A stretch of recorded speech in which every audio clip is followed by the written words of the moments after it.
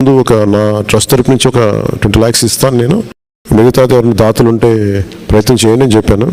అది కూడా దసరా లోపు, మన మాట ఇచ్చిన దసరా లోపు అవ్వాలని చెప్పి నా ప్రయత్నం. అది దసరాకి మైసూరు వారి పిల్లలకి ఆట స్థలం ప్రారంభోత్సవం జరగాలి, ఉండాలని కోరుకుంటే మొన్న ఒక 2 రోజుల క్రితం మన పేషి నుంచి మన ఉన్నతాధికారులందరూ వచ్చి నా దగ్గర చెప్పింది, ఇక్కడ ఇక ముందుకు వెళ్ళలేకపోతున్నాం, కొంచెం ఏం చేద్దామంటే అప్పుడు నేను ఏం చెప్పానంటే మొత్తం నా ట్రస్ట్ నుంచే ఇస్తాను 60 lakhs, 60 lakhs.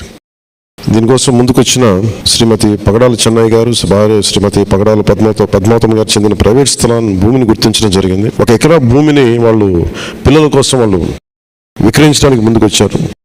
దీనికి సరిపడా ఈ 60 లక్షల రూపాయల మొత్తాన్ని నా ట్రస్ట్ ద్వారా కొనుగోలు చేసి సదరు ఆ ఎకరా భూమిని గ్రామ పంచాయతీ పేరున ప్రభుత్వ పాఠశాలల పిల్లలకు ప్లే గ్రౌండ్ కొరకు ఇవ్వడం జరిగింది.